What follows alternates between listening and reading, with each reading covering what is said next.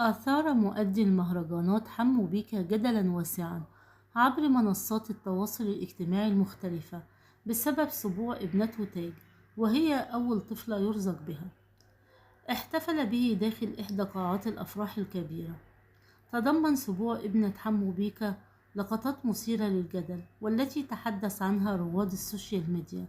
وكانت من أبرز اللقطات ارتداء زوجة حمو بيكا مجموعة كبيرة من الذهب، مما أثار الجدل بشكل واسع.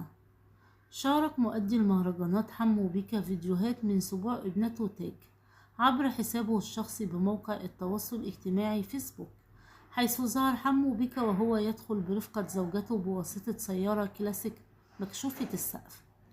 ارتدت زوجة حمو بيكا ذهب بكميات كبيرة في يديها وحول عنقها، وحضر العديد من مؤدي المهرجانات وفنانين الوسط الفني.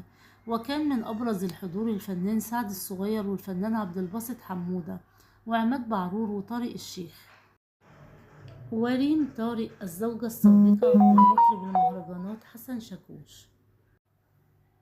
كشف مؤدي المهرجانات حسن شاكوش عن سبب عدم حضوره سبوع ابنة حمو بيكا خلال لايف عبر حسابه الشخصي بموقع التواصل الاجتماعي انستجرام. وقال حسن شاكوش إن حمو بيكا لم يقوم بدعوته لحضور سبوع ابنته تاج. وعقب شاكوش: أنا مش بتحرك من مكاني غير لما تعزم، وبيكا معاه تليفوني، لو عزمني كنت رحت، بس حمو بيكا معزمنيش على عقيقة بنته.